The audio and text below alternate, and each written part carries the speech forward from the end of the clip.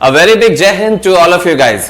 आप सभी लोग जो मुझे इस वक्त अपने मोबाइल स्क्रीन पर नहीं देख पा रहे हैं, आप सभी का मैं doctor Imran Khan, director M academy और आपका जीएस नाउ बायो का टीचर तहे दिल से स्वागत करता हूं। एज यूजुअल आप पहले भी जानते हैं कि मुझे इस वक्त आप स्क्रीन में इसलिए नहीं देख पा रहे क्योंकि स्क्रीन देखना ज्यादा इंपॉर्टेंट है।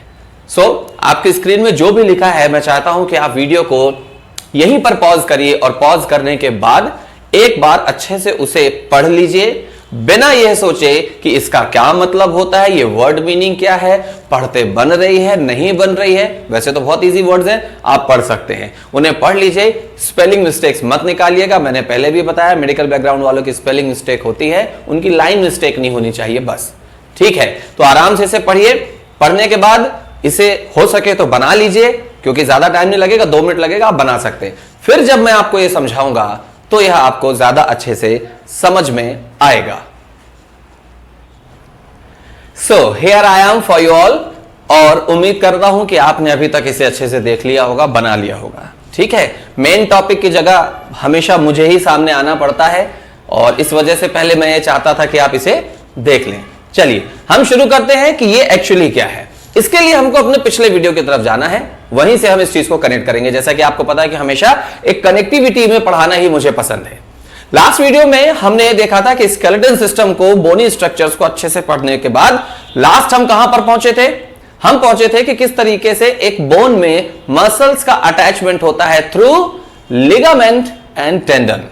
और वो दोनों चीजें हमने पढ़ ली थी कि लिगामेंट क्या है। लिगामेंट एक ऐसा वर्ड है जो एग्रीमेंट से मिलता जुलता है, और एग्रीमेंट का मतलब होता है मजबूत। तो मजबूत कौन सा होगा? Bone to bone connectivity. तो दूसरा वाला कौन सा हो जाएगा? बोन टू मसल कनेक्टिविटी, और वो होता है टेंडन। बात समझ में आ गई? ठीक है। सो अब जब हम मसल्स में आ ही गए तो हमने ये सोचा कि अब मसल्स के बारे में हम मसल्स के टाइप से शुरू करेंगे और अपने बॉडी के अंदर, ह्यूमन स्ट्रक्चर के अंदर घुसेंगे। क्यों? क्योंकि यही ह्यूमन स्ट्रक्चर ही आपसे ज्यादातर एग्जाम में पूछे जाते हैं, ठीक है। तो उनकी तरफ हम चलते हैं और इसे शुरू करते हैं। Let's start. मसल टाइप में आपको 3 टाइप की मसल्स मिलेंगी, गौर से देखिएगा। 3 टाइप के, जिसे हिंदी में कहते हैं रेखित, अरेखित और हृदयक।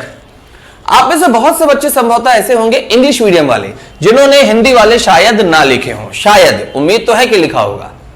लेकिन दूसरी तरफ इंग्लिश मीडियम के बाद हिंदी मीडियम वाले बच्चे भी ऐसे होंगे जिन्होंने शायद इंग्लिश वाला ना लिखा हो। तो मैं आपको बोलूंगा कि दोनों लोग दोनों ही लिखिए, लिखने से क्या समस्या है, लेकिन आप थोड़ा कनेक्टिविटी में चले जाएंगे।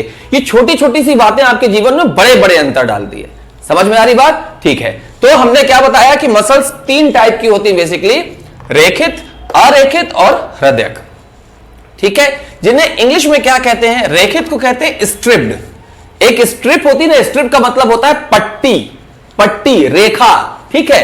सो स्ट्रिप्ड, अनस्ट्रिप्ड यानी अरेखित, और हृदयक यानी हार्टरी मसल्स, ठीक है। चलिए अब ये 3 टाइप का मतलब क्या होता है, ठीक। राइट नाउ आपको बोर्ड में एक स्ट्रक्चर दिख रहा है जिसमें एक पूरा मनुष्य अपनी डॉर्सल पोस्चरल पोजीशन में खड़ा हुआ है, एनाटॉमिकल पोजीशन में, और उसमें आपको रेड रेड कलर की मसल्स दिख रही हैं, ठीक है। वो जो रेड कलर की मसल्स हैं आप देखिए उनमें धारियां दिखती हैं। और अक्सर आपने देखा होगा कि जैसे मैंने कल लास्ट वीडियो में आपको बताया था बाइसेप्स ट्राइसेप्स, तो उसमें भी धारियां दिखती हैं। समझ में आ रही बात? ये धारियां ही क्या है? स्ट्राइप्स हैं। तो इन्हें स्ट्रिप्ड या रेखित मसल कहते हैं, ठीक है। अब इधर आइए, अरेखित मसल यानी जिसमें धारियां नहीं दिखेंगी। धारियां नहीं दिखेंगी इसका मतलब वो चिकना होगा, इसलिए अरेखित यानी अनस्ट्रिप्ड को एक और नाम से जाना जाता है, और वो नाम क्या है? चिकनी पेशियां यानी प्लेन मसल्स, स्मूथ मसल्स। क्या बोलते हैं उसको? गौर से देखिए, जहां लिखा था उसको लिख लीजिए, चिकनी पेशियां। पेशी मतलब मसल होता है, ठीक है। मांसपेशी या पेशी दोनों चीज वही होता है। चिकनी, या इसी को इंग्लिश में क्या बोल सकते हैं? प्लेन या स्मूथ। चिकनी पेशियां या स्मूथ मसल्स या प्लेन मसल्स भी इनको कहते हैं, ठीक है। क्यों? क्योंकि उसमें वो धारियां नहीं है। मैं एक एग्जांपल आपको दे देता हूं तो आपको पता चल जाएगा। मान लीजिए ये मसल है कोई, जैसा अपन ने देखी थी, तो इसमें ये ऐसी ऐसी धारियां होंगी, और यही धारियों की वजह से अपन इसको क्या बोलते हैं? रेखित यानी स्ट्रिप्ड। लेकिन कुछ ऐसी होंगी जिनमें, जैसे मान लीजिए कोई मसल का टुकड़ा है तो इसमें कोई धारी नहीं है, तो ये चिकनी हो गई। हाथ पैरों चिकना है, धारियां होंगी तो महसूस होंगी। कितना सिंपल है बायोलॉजी पढ़ना। आप उसे बस ऐसा समझ लेते हैं कि बहुत ज्यादा प्रॉब्लम है, नहीं कोई प्रॉब्लम नहीं है, ठीक है। तो रेखित और अरेखित आपको समझ में आ गई। अब उधर मत जाइए, इधर ही रहिए। अब बात आती है हार्ट की, कि ये हार्ट को एक अलग टाइप के मसल क्यों कहा गया है। तो आप फिलहाल बस अपने माइंड में ये रख लीजिए कि heart muscle is one of the kind of muscle, एक प्रकार है। क्यों अलग है हम अगले पार्ट में पढ़ने वाले हैं जस्ट, ठीक। तो मसल्स के टाइप ये तीनों आपको क्लियर हो गए। आगे चले। अब रेखित मसल्स होती क्या है। तो अभी लास्ट स्ट्रक्चर में आपने जैसा देखा था उसमें क्या कर रहा था, वो शरीर का ऊपरी हिस्सा बना रहा था, शेप। अगर मेरे बाइसेप्स अच्छे हैं तो ये वो मसल है जो धारी वाली थी। तो मेरे बाइसेप्स अगर अच्छे होंगे तो क्या होगा, मेरा बॉडी शेप अलग होगा। और अगर आप दुबले हैं तो बाइसेप्स तो है लेकिन कैसे हैं, थिन है, तो आपका बॉडी शेप अलग होगा। इसका मतलब बॉडी शेप बनाने वाली जितनी भी मसल्स हैं वो स्ट्रेप्ड होती है। आपने बॉडी बिल्डर देखे ना, उनकी मसल्स में कैसे कट्स दिखते हैं, पूरे अलग अलग, रेखित है, ठीक है। उसके बाद इंटरनल ऑर्गन एग्जाम्पल है अरेखित यानी अनस्ट्रिप्स के। अब जैसे मैंने स्ट्रक्चर बनाया था, इंटरनल ऑर्गन का मतलब जैसे मान लीजिए कि हमने बनाया लीवर, ये लीवर बना दिया हमने, ठीक है। बॉडी में राइट साइड लंग्स के नीचे की तरफ लीवर होता है, आधा ढका हुआ, ठीक है, वो सब आपको बताएंगे। तो लीवर में ना ऐसी ऐसी धारियां नहीं होती जैसी आपने ऊपर देखी थी, धारियां नहीं होती। ये क्या होता है, अब इसको चिकना तो मैं बना नहीं सकता, बस इसको भर दिया तो आप समझ जाइए कि ये पूरा चिकना होता है। इसी तरीके से आपकी किडनियां भी होती हैं, ठीक है। इसी तरीके से आपका ब्रेन, अब आप कहेंगे ब्रेन में तो सर सिलवटें होती हैं, सिलवटें अलग चीज है, लेकिन उसकी जो सतह होती है वो प्लेन होती है। तो इंटरनल ऑर्गन जितने भी हैं, मैं समझ रहा हूं आपके दिमाग में क्या क्वेश्चन आ रहा है, आपके दिमाग में बार बार यही क्वेश्चन आ रहा है कि सर हार्ट भी तो इंटरनल ऑर्गन है, फिर वो अलग पेशी क्यों है। मैंने बोला था ना आपको कि अभी मैं बताऊंगा उसका उत्तर, ठीक है। सो इंटरनल ऑर्गन अभी आप ये समझ लीजिए एक्सेप्ट हार्ट। अब खुश, अब अच्छा लग रहा होगा, हाँ ऐसा बोलो, ठीक है। तो इंटरनल ऑर्गन मतलब एक्सेप्ट हार्ट, जितने भी इंटरनल ऑर्गन है वो सब अरेखित यानी अनस्ट्रिप्ड यानी स्मूथ मसल्स यानी चिकनी मांसपेशियों या पेशियों के अंतर्गत आते हैं। बात समझ गए। और बॉडी शेप जिन मसल से बन रहा है वो बेसिकली रेखित यानी स्ट्रिप्ड मसल्स पर बन रहा है, ठीक है। और तीसरा टाइप हमने हार्ट बताया, देखो यहां भी हमने हार्ट लिख दिया। अब अपन उस अंतर को देखते हैं कि ऐसा क्या अंतर है कि इंटरनल ऑर्गन में तो हार्ट भी आता है लेकिन इसकी मसल्स को, अब वो चिकना भी होता है, फिर हम इसकी मसल को अलग क्यों बोलते हैं। देखिए मसल्स का काम होता है काम करना, वर्किंग रिस्पॉन्स के लिए मसल्स होती है, राइट, यही होता है ना। मसल्स क्या होती है, मजबूती देती है हर चीज को, शरीर को आपके, ठीक। अब उस काम की बात मैं क्यों कर रहा हूं, इंटरनल ऑर्गन्स जितने भी हैं और हार्ट, इनके बीच में इनकी काम करने के तरीके में बहुत बड़ा अंतर होता है। अब वो अंतर क्या है आप समझना। देखिए अगर मैं इंटरनल ऑर्गन की बात करूं तो जो मेन वाइटल 5 वाइटल ऑर्गन्स होते हैं हमारे इंसान के, किसी भी इंसान के शरीर में, आपके मेरे किसी में भी, वो वाइटल ऑर्गन कौन कौन से होते हैं, ब्रेन, लीवर, किडनी, लंग्स और हार्ट। हिंदी मीडियम वालों को चाहिए तो इसको क्या बोलते हैं कि मस्तिष्क, दिमाग नहीं कहेंगे मस्तिष्क। इसके बाद लीवर को क्या बोलते हैं, यकृत, किडनी को क्या बोलते हैं, वृक्क, लंग्स को क्या बोलते हैं, फेफड़े, और हार्ट को क्या बोलते हैं, हृदय।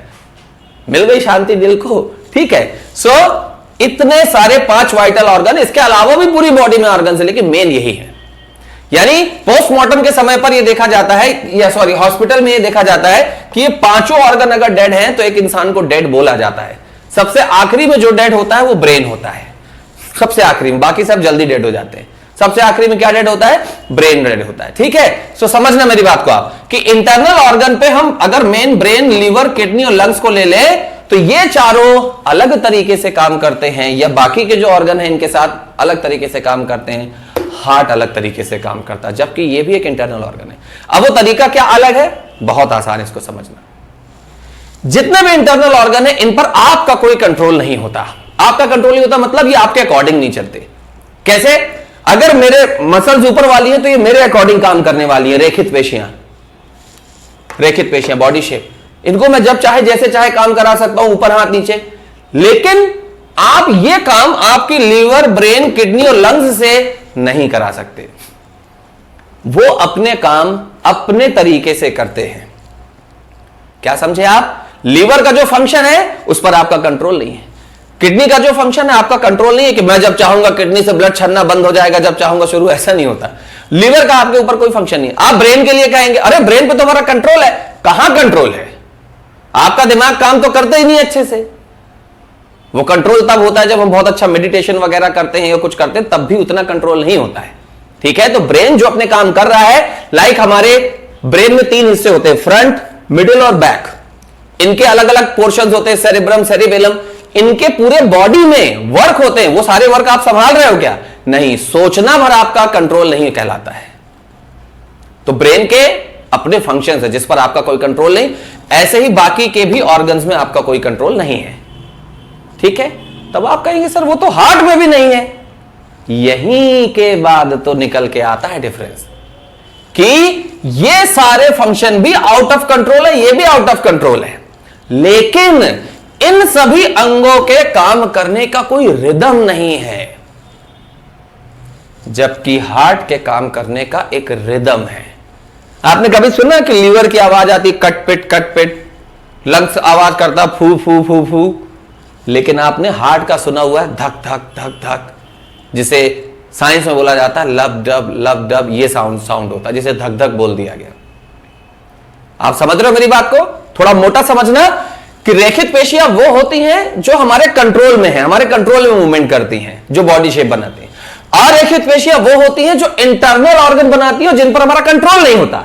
लेकिन उसमें भी डिवीजन आ गया कि इंटरनल ऑर्गन में हार्ट भी एक अलग प्रकार की मसल है। क्यों? क्योंकि बाकी पे कंट्रोल भले नहीं है, लेकिन वो अपने अकॉर्डिंग काम करता है, उनका कोई रिदम नहीं होता है।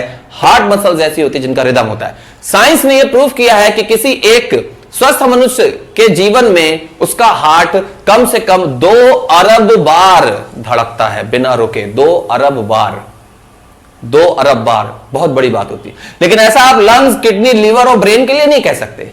ये एक हाईली वर्किंग ऑर्गन है, हाईली वर्किंग ऑर्गन, जो मतलब लाइक डब डब।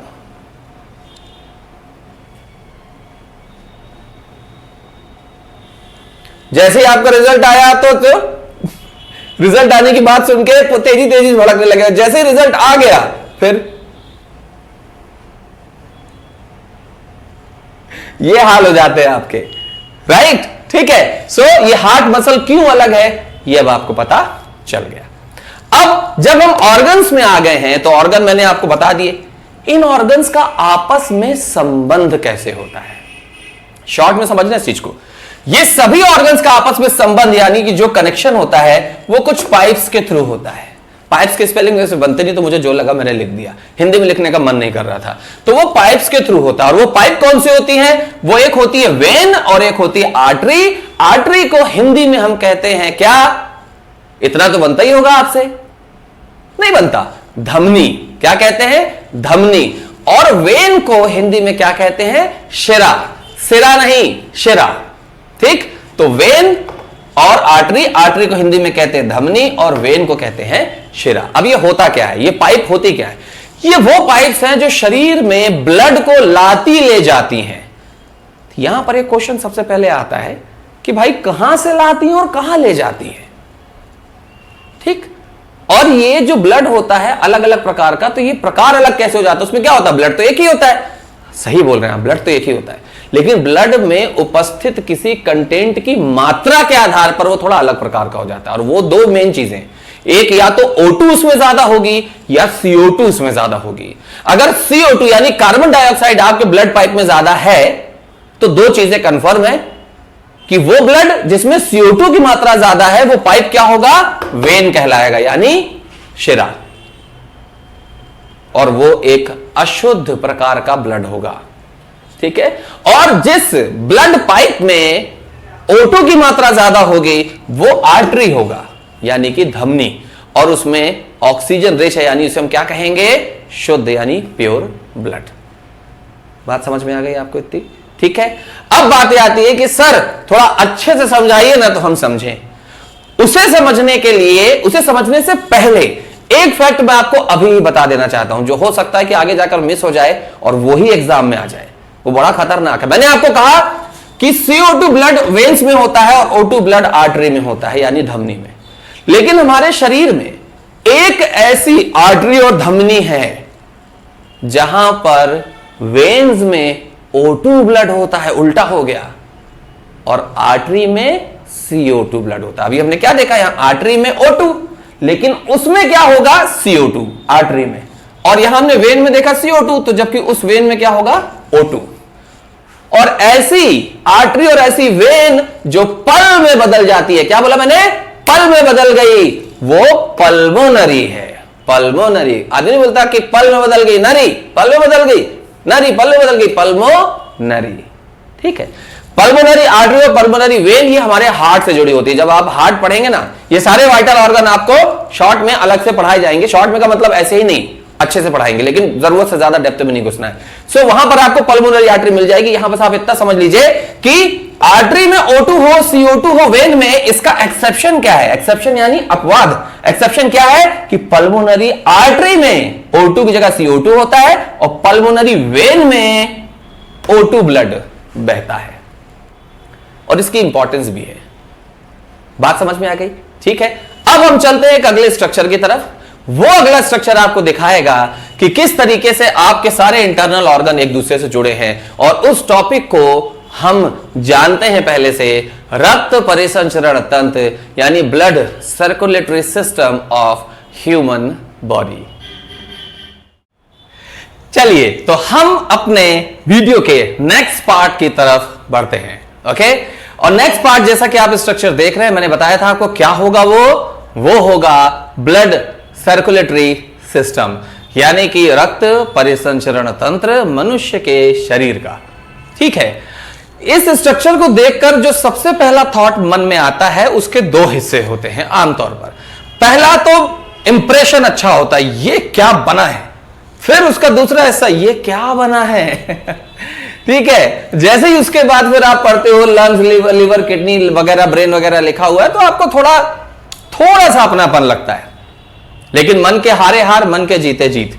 सो आपको इसको ज्यादा कठिन नहीं समझना है, क्योंकि बहुत ज्यादा सिंपल है और एकदम आसान है, एकदम आसान। ये प्रॉमिस है मेरा। आप देखिएगा अगले 5, 7, 10 मिनट में आराम से समझ में आएगा। देखिए, अब हम इसको पढ़ना कैसे, वीडियो को रोकिएगा मत, और ना ही इसे बनाइएगा कि आप पहले सोचे हम बना ले, नहीं, पहले मुझे इसको समझाने दीजिए आपको, उसके बाद फिर आप बनाइएगा, मैं खुद आपको बोलूंगा। ओके, चलिए हम स्टार्ट करते हैं। सबसे पहले तो ये बड़ा वाला स्ट्रक्चर देखिए, तो ये शायद आप समझ गए हो, नहीं। आदि बोलता ना आपका दिल बड़ा होना चाहिए, तो ये बड़ा वाला दिल है, यानी हार्ट है। ठीक है, हाँ, अभी भी आपको मैं ये सलाह दे रहा हूं, या आपको एक हिंट कर रहा हूं कि आप ये ना समझें कि लीवर, किडनी, हार्ट, लंग्स और ब्रेन हमने पढ़ लिया, नहीं, वो अलग से हम पढ़ेंगे। अभी हम ब्लड सर्कुलेटरी सिस्टम पढ़ रहे हैं, जिसे विलियम हार्वे नाम के व्यक्ति ने बताया था। और एक ब्लड सर्कुलेशन में, अब ये एक ब्लड सर्कुलेशन यानी एक चक्कर, अब वो एक चक्कर कहां से कहां तक होगा, वो हार्ट टू हार्ट होता है। हार्ट से हार्ट तक वापस आने, एक बार हार्ट से जाकर वापस हार्ट तक आने में ब्लड को जितना वक्त लगता है, उसे हम एक चक्कर बोलते हैं, यानी एक बार का एक सर्कल। ठीक है, जिसमें 22 से 24 सेकंड का वक्त लगता है, 22 से 24 सेकंड का वक्त लगता है। ठीक है, हाँ, अब चलिए इसको जरा देखते हैं। ये हार्ट है, ब्रेन है, लंग्स है, लीवर है, किडनी है, नथिंग स्पेशल, सिंपल है। हर एक ऑर्गन में आप देखेंगे तो दो पाइप जुड़े हुए हैं, एक है काले कलर का और एक है लाल कलर का, black and red, right. Redness क्या होती है, रेडनेस ये बताती है कि ऑक्सीजन रिच ब्लड है, यानी कि वो शुद्ध रक्त है। तो लाल वाले जितने भी पाइप है वो क्या बता रहे हैं, यहां से कौन सा ब्लड जा रहा है, शुद्ध रक्त जा रहा है, यानी ऑक्सीजन रिच। और काला मतलब क्या, गंदा हो गया, वो काला या डार्क ब्लू बोलते हैं इसे। ठीक है, तो इसका मतलब वो CO2 है, कार्बन वाला, तो CO2 वाला ब्लड है, यानी कि उसमें CO2 की मात्रा ज्यादा है। शरीर के हिसाब से हम उसे क्या कहेंगे, इम्प्योर ब्लड, यानी अशुद्ध रक्त। ठीक है, ये दोनों ही पाइप हर एक ऑर्गन में है। जैसे कि ब्रेन में देखिए, ये ब्लैक पाइप भी है, रेड पाइप भी है। लीवर में देखिए ब्लैक भी है, रेड भी है। किडनी में देखिए ब्लैक भी है, रेड भी है। यानी कि रेड वाला क्या हुआ, उसमें O2 है, इसका मतलब वो एक धमनी है, आर्टरी।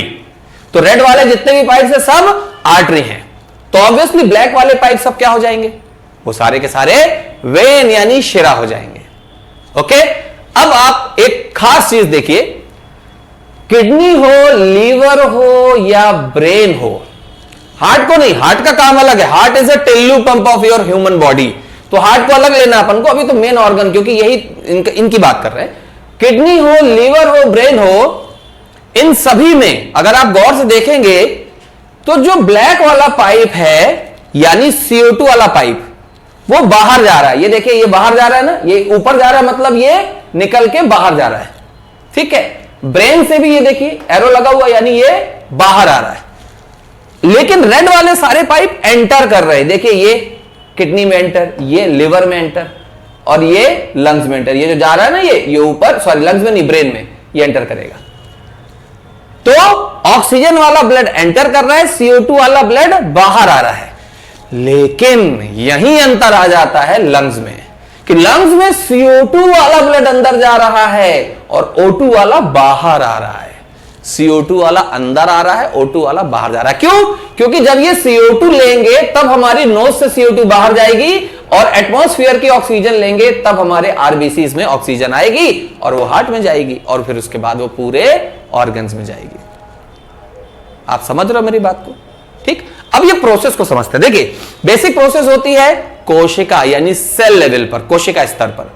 कोशिकाएं क्या करती हैं? O2 लेती हैं और CO2 ब्लड में रिलीज कर देती हैं। ये कोई अलग अलग ब्लड नहीं होते, बस क्या होती है, उनकी पाइप्स अलग अलग होती हैं, जैसे कि आपको दिख रही हैं पाइप्स अलग अलग। ठीक है, तो आप इसे किडनी ना मानकर ये मान सकते हैं कि किडनी की एक सेल है, एक कोशिका है। ये लीवर पूरा ना मानकर आप ये मान सकते हैं कि लीवर की एक कोशिका है। ब्रेन ना मानकर ये मान सकते हैं कि ये ब्रेन की एक कोशिका है। लंग्स में आप ये मान सकते हैं कि ये लंग्स का एक कोई हिस्सा है, कोशिका है। लेकिन हार्ट में नहीं, हार्ट पूरा ही होता है। ठीक है, अब थोड़ा सा हार्ट को समझिएगा। आपको भी पता है कि हार्ट में 1 2 3 4 4 चैम्बर होते हैं, राइट? चारों चैम्बर में ये 1 कहलाएगा, ये 2 कहलाएगा, फिर ये 3 और ये 4। बहुत लोग गलती करते हैं, 1 2 3 4 कर देते हैं। नहीं, ऊपर 1 नीचे 2, ऊपर 3 नीचे 4। बात समझ में आ रही है? इसे आपको अगर मैं लिख कर दे दूं तो ज्यादा अच्छा रहेगा। ये 1 है, ये 2 है, ये 3 है, ये 4 है। तो 1 2 3 4। अब ये मैंने ऐसा लिखने के लिए क्यों कहा? हो सकता है आपके मन में ये बात आए कि सर अगर नीचे लिख देते तो क्या होता? इससे आपको पढ़ने में दिक्कत होती। अभी क्या है, 1 2 3 4 लिखा ना आपने, तो बहुत सिंपल है कि पहले 1 में आएगा चीज, फिर 2 में आएगा, फिर उसके बाद चूंकि 3 आता है तो 3 में जाएगा, फिर 4 में जाएगा। ठीक, कैसे? पहले इम्प्योर ब्लड यहां आएगा चैम्बर नंबर 1 में, फिर वो चैम्बर नंबर 2 में जाएगा, फिर चैम्बर नंबर 3 में जाएगा और फिर चैम्बर नंबर 4 में जाएगा। गौर से आप अगर स्ट्रक्चर देखें, 1 से 2 के लिए तो ये जगह दी हुई है आने की, लेकिन 2 से 3 में कैसे जाएगा? इस बीच में लंग्स आते हैं। मतलब इम्प्योर ब्लड पहले चैम्बर नंबर 1 में आएगा, फिर 2 में आएगा, और 2 में भरने के बाद ये निकल के लंग्स में जाएगा। लंग्स में ट्रांसफॉर्मेशन होगा CO2 का O2 से, फिर वो लंग से O2 वाला ब्लड चैम्बर नंबर 3 में आएगा, फिर 4 में आएगा। ठीक है, मैं हार्ट, अभी भी मैं आपको बता रहा हूं, मैं हार्ट नहीं पढ़ा रहा हूं, मैं आपको ये पढ़ा रहा हूं कि ब्लड सर्कुलेटरी सिस्टम क्या। हार्ट हम अलग से पढ़ेंगे अच्छे से, ठीक है, जो क्वेश्चन एग्जाम में आते हैं। सो हमने क्या देखा कि ब्लैक पाइप एंटर कर रहा है 1 में, यानी ये कौन सा पाइप है? CO2 वाला। तो CO2 वाला ब्लड हार्ट के चैम्बर नंबर 1 में आया, फिर 2 में गया, फिर 2 से भरने के बाद प्रेशर से किधर गया? लंग्स में। तो वो CO2 वाला था, तो CO2 बाहर गई और O2 अंदर आई। अब O2 हो गया तो O2 कहां आ रहा है? चैम्बर नंबर 3 में, और फिर वो कहां भर जाएगा? चैम्बर नंबर 4 में। फिर क्या होगा? जब भर जाएगा तो फिर ये निकल के जाएगा, जिसमें से एक हिस्सा ब्रेन को चला जाएगा ऑक्सीजन वाला ब्लड, और एक हार्ट के पीछे से निकल के लीवर, किडनी, यानी कि शरीर की बाकी सभी कोशिकाओं तक ब्लड को वो आर्टरीज यानी कि धमनियां पहुंचा देंगी, और सभी जगह से O2 लेके, चाहे किडनी से हो, चाहे लीवर से हो, चाहे वो ब्रेन से हो, सब कहां जाएगा? वापस चैम्बर नंबर 1 में। ठीक है, ये पूरा बताने के बाद मैं फिर से एक बार आपको सबसे इंपॉर्टेंट चीजें इनकी बताता हूं। पहली बात हमने क्या पढ़ा? Blood circulatory system. दूसरी बात, इसे किसने बताया? इसके बारे में बताने वाले थे विलियम हार्वे। ये ब्लड सर्कुलेटरी सिस्टम ऐसा है कि लगातार चलता रहता, कभी हार नहीं मानता। हार्वे, जो हार ना माने वो हार्वे, विलियम हार्वे ने ब्लड सर्कुलेटरी सिस्टम बताया। ठीक है, और 22 से 24 सेकंड का समय एक बार के ब्लड सर्कुलेटरी सिस्टम में लगता है। अब कोई ये कहे कि अरे नहीं नहीं सर फिक्स नहीं है, अरे कैसे फिक्स हो सकता है? मैं नॉर्मल अगर खड़ा हूं तो 22 सेकंड, लेकिन हो सकता है मैंने थोड़ा चल लिया तो वो 24 सेकंड हो जाएगा। तो एक एवरेज होता है, मेडिकल में कभी भी कोई चीज फिक्स नहीं हो पाती क्योंकि अपवाद बहुत मिलते हैं। तो 22 से 24 सेकंड, अभी डिपेंड करता है कि आपका एग्जाम वाला उसको क्या सही लेता है। आप मुझसे पूछेंगे तो 22 seconds is the right answer, ठीक है। सो 22 सेकंड का वक्त लगता है, कुछ में तो 26 और 28 भी मिलेंगे आपको, ठीक है ना, होता है वो। सो 22 सेकंड से 24 सेकंड का वक्त लग जाता है हार्ट से हार्ट में पहुंचने में। नहीं पहुंचा हार्ट से हार्ट में, देखिए ना आप, अशुद्ध रक्त पहले इधर आया, फिर उधर गया, फिर अशुद्ध वाला इम्प्योर लंग्स में जाके शुद्ध हुआ, प्योर हुआ, O2 हुआ, O2 वाला इधर आया, फिर इधर आया, फिर इधर से निकल के सभी ऑर्गन्स और उनकी कोशिकाओं में गया, फिर वहां से इकट्ठा होकर वापस यहीं आ गया। कौन सा? इम्प्योर ब्लड, ठीक है। हार्ट को, दिल को कई लोग क्या समझ लेते हैं कि ये हमारे बॉडी में रक्त को शुद्ध करता है। ये नहीं करता रक्त को शुद्ध। ये क्या है? ये सिंपली एक टिल्लू पंप के जैसे काम करता है आपके शरीर में। कैसे? एक टिल्लू पंप के जैसे। जैसे टिल्लू पंप का काम क्या होता है? आप मशीन पानी में डाल देते हैं तो उधर के पाइप से पानी को खींच के पानी को दूसरे सिरे में देता है। ऐसे ही हार्ट भी एक पंप ऑर्गन है। ये पूरे बॉडी से आने वाले ब्लड को पंप करता है फोर्सफुली और कहां पहुंचाता है? लंग्स के बाद शुद्ध करके बॉडी के अलग अलग ऑर्गन्स की सेल्स में।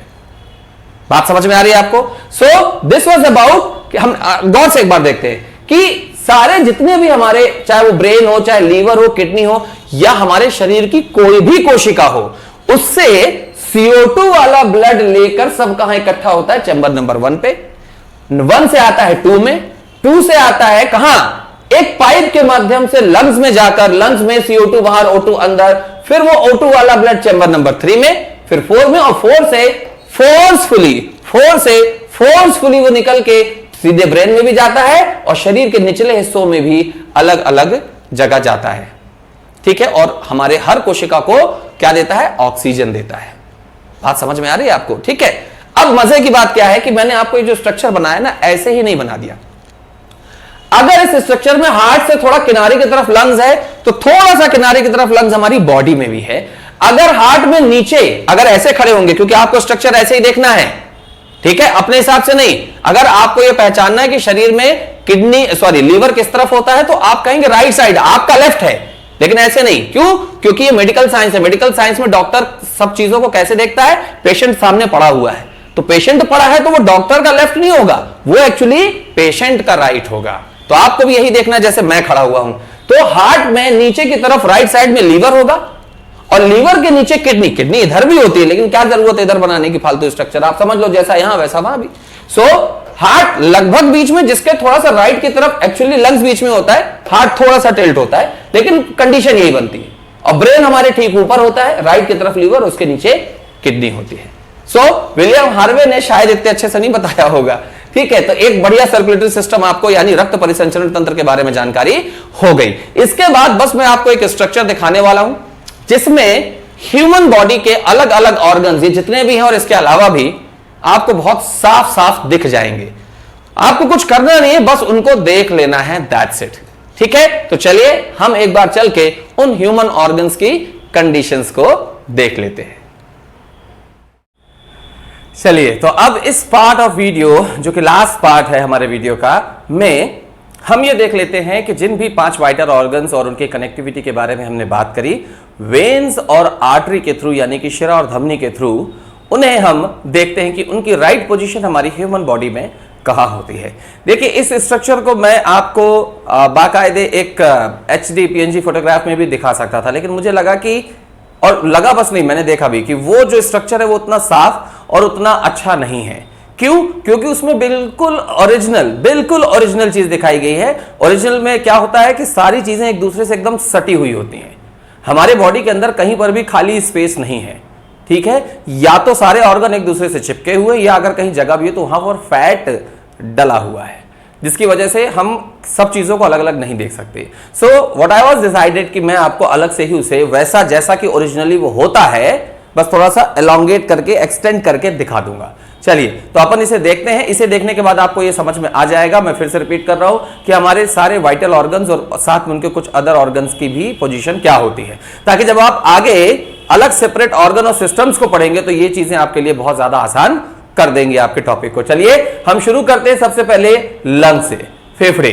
ठीक है, इसको जो आप देख रहे हैं तो ऑब्वियसली आपको लग रहा होगा कि हार्ट ऐसा थोड़ी होता है। बिल्कुल यही तो मैं भी आपको बताना चाहता हूं कि हार्ट ऐसा नहीं होता है। हार्ट का स्ट्रक्चर जो ओरिजिनल होता है या तो आपने कभी देखा होगा, नहीं देखा है तो इसके बाद जब हम अगले टॉपिक्स में ऑर्गन्स को पढ़ेंगे जिनसे अच्छे सारे क्वेश्चन बनते हैं, वहां पर हार्ट के आप ओरिजिनल स्ट्रक्चर फोटोग्राफ देखेंगे, मेरे द्वारा बनाया हुआ भी और जो ओरिजिनल होता है वैसा भी। ठीक है, लेकिन क्या है, बचपन से हमने हार्ट की पोजीशन, तो हमें हार्ट की पोजीशन अब याद रहेगी, ये यहीं पर है। ठीक है, हार्ट एकदम बीचों बीच नहीं होता है, वो थोड़ा सा टिल्ट होता है लेफ्ट की तरफ में। ठीक, बट उससे कोई दिक्कत नहीं है। ये आपका हार्ट है सामने, इसलिए लिखने की जरूरत नहीं। हार्ट के पीछे लंग्स है, हार्ट के पीछे लंग्स है, लंग्स यानी कि फेफड़े। उसके बाद लंग आप देखेंगे तो ये ट्रैकिया यानी जिसे हिंदी में ग्रसिका कहते हैं से जुड़ा होता है। बात समझ में आ रही, ग्रसिका से जुड़ा होता है। और इसके बाद नीचे आते हैं तो ये ग्रसिका आमाशय यानी स्टमक से जुड़ी होती है, जो हमारे बॉडी में लिटिल बहुत ज्यादा नहीं बट लिटिल ऑन लेफ्ट की तरफ होता है। ठीक है, तो ये होता है। हमारे राइट की तरफ होता है लीवर यानी कि हिंदी में जिसे हम यकृत के नाम से जानते हैं। तो लीवर हमारी बॉडी में राइट की तरफ होता है। ठीक है, प्लस आप ये जो रेड कलर का स्पॉट देख रहे हैं जो लीवर से लगा हुआ है, ये रेड कलर का स्पॉट, ये है गॉल ब्लैडर, जिसे शॉर्ट में जीबी गॉल ब्लैडर कहा जाता है, जिसे पित्त की थैली कहा जाता है। ठीक है, गॉल ब्लैडर। फाइन। इसके बाद आप नीचे की तरफ आएंगे तो आपको ये हमारी राइट और लेफ्ट किडनी मिल जाएंगी, और दोनों किडनियों से निकलने वाली जो पाइप है, इन पाइप्स को क्या कहते हैं? यूरेटर। क्या बोलते हैं? यूरेटर। यूरेटर बोलते हैं, किडनी से निकलने वाली यूरेटर। और यहां से हमारा यूरिनल सिस्टम है, एक्सक्रीटरी सिस्टम है, जिसके बारे में हम अलग से पढ़ेंगे। ठीक है, मैं फिर से रिपीट कर रहा हूं कि हमने देखे लंग्स, ये दोनों लंग्स जो ट्रैकिया से लगे हुए हैं। ठीक है, उसके बाद फिर नीचे यहां पर हार्ट है, हार्ट में ट्रैकिया के कंटिन्यूएशन में स्टमक यानी कि आमाशय है। फिर उसके राइट साइड में हमको मिलता है लीवर यानी कि यकृत, जिससे गॉल ब्लैडर जुड़ा हुआ है, वो उसी का हिस्सा है। फिर नीचे हम आते हैं तो हमारी राइट और लेफ्ट किडनी है। ठीक, अब कुछ और चीजें मैं आपको बता देता हूं ताकि जानकारी मिले तो आगे पढ़ने के लिए अच्छा होगा। इसके बाद आप स्प्लीन देखते हैं, जिसे हिंदी में प्लीहा कहा जाता है। स्प्लीन ये हमारे left part of the body मिलती है, left side of the body beneath the stomach. ठीक है, यानी स्टमक के लगभग नीचे की तरफ, थोड़ा बाहर नीचे की तरफ। दोनों ही यूरेटर्स के बीच में यहां पर छोटी और बड़ी आंत यानी कि लार्ज एंड स्मॉल इंटेस्टाइन होती हैं। एक्चुअली क्या होता है, ये जो यूरेटर्स हैं ये सीधे सीधे नहीं आते, आप इसको समझिएगा, मैं समझा रहा हूं आपको। ये यूरेटर्स जो हैं, ये किडनी हो गई आपकी, ये किडनी, इनसे सीधे सीधे नहीं आते, बल्कि किडनी ये नहीं है, किडनी पीछे की तरफ है और ये ऐसे आते हैं, ऐसे, ऐसा। मतलब अगर मैं ऐसे खड़े हो जाऊं ऐसा, तो फिर आप देखोगे किडनी यहां मिलेगी आपको इधर, और यूरेटर की पाइप ऐसे ऑब्लिकली गई हुई है। आपको चित्र में कैसा दिख रहा है? ये किडनी दिख रही है और किडनी के नीचे यूरेटर दिख रहा है। नहीं, सीधा सीधा नहीं है, किडनी पीछे की तरफ है। हमारी बॉडी में किडनी यहां नहीं होती, किडनी इधर पीछे की तरफ होती है। ठीक है, सो किडनी और ऐसे आगे की तरफ ऑब्लिकली यूरेटर आता है, और उसके सामने की तरफ पर होती है ये छोटी और बड़ी आंत यानी कि लार्ज एंड स्मॉल इंटेस्टाइन, जिसे आप बहुत अच्छे से डाइजेस्टिव सिस्टम में देख लेंगे। ठीक है, छोटी और बड़ी आंत का भी बड़ा अच्छा खेल है, बहुत अच्छे क्वेश्चन बनते हैं वहां भी। ठीक है, सो ये पूरा स्ट्रक्चर। अब आप कहेंगे सर इसको भी बता दो, यहां क्वेश्चन मार्क क्यों लगाया है? इतने तो आप समझदार हैं ही, लेकिन मेरा यह मानना है कि उस व्यक्ति को उस चीज की वैल्यू सबसे ज्यादा होती है और पहचान होती जो उसके पास होती नहीं है। समझ गए आप? तो ये क्या है बताइए? हाँ, बिल्कुल सही पहचाना आपने, ब्रेन है, दिमाग है, मस्तिष्क का अंदर वाला एक भेजा जिसको आप भगवान ने नहीं भेजा। ठीक है, तो ये चूंकि आपके पास है नहीं तो आप इसकी वैल्यू बहुत अच्छे से समझ सकते हैं। तो दिस इज योर ब्रेन। ठीक है, this is the right part of brain, this is the left part. मैंने कल ही आपको बताया था कि आप जब स्ट्रक्चर को देखेंगे तो बायोलॉजी में स्ट्रक्चर ऐसा होगा जैसे कि सामने कोई बॉडी हो, तो उस बॉडी का राइट आपका वाला लेफ्ट होता है, तो इसलिए ये राइट पार्ट है, ये लेफ्ट पार्ट है। याद रखिएगा, हमारी बॉडी में गवर्नेंस जो होता है ब्रेन के through, right part of the brain left part of the body को गवर्न करता है, और left part of the brain right part of the body को गवर्न करता है। So this is brain, this is trachea, this is lungs, this is heart, then this is liver, and there is the stomach, then spleen, and then the kidney with the ureter and small and large intestines. Okay, so आपके लिए यही चीजें जरूरी थी, जहां पर आपका introduction vital organ के साथ होना जरूरी था। डन। यहां पर हमारा ये वीडियो फिनिश होता है। अगले वीडियो में हम एक नेक्स्ट नए और बहुत ही ज्यादा इंपॉर्टेंट टॉपिक के साथ उसे इंटरेस्टिंग बनाकर पढ़ने की फिर से कोशिश करेंगे। उम्मीद मैं करता हूं कि इन्हें आप अच्छी तरह से खत्म करेंगे और आगे मेरे साथ में बढ़ते रहेंगे। दिक्कत हो मुझे तुरंत मैसेज करिए या कॉल करिए, जो भी आपको सही लगता है, लेकिन बात कीजिए। आप अकेले परेशानियों को नहीं खत्म कर सकते, हमसे बात करके चीजों को खत्म करने की कोशिश करिए, निश्चित रूप से वो खत्म हो जाएंगे। ओके, आज के वीडियो में बस इतना ही। अपना ध्यान रखिए, घर वालों का ध्यान रखिए और अपने फ्यूचर के लिए काम करते रहिए। मैंने अभी अभी आपको बोला कि जिनके पास जो चीज होती है उसकी वैल्यू वो लोग नहीं कर पाते, लेकिन जिनके पास वो चीज नहीं होती वैल्यू उसकी तब समझ में आती है। तो आज आपके पास ये सुविधा है, इसे समझिए, इसकी वैल्यू कीजिए। Okay, take care of yourself, take care of your lovely family and take care of your important precious career.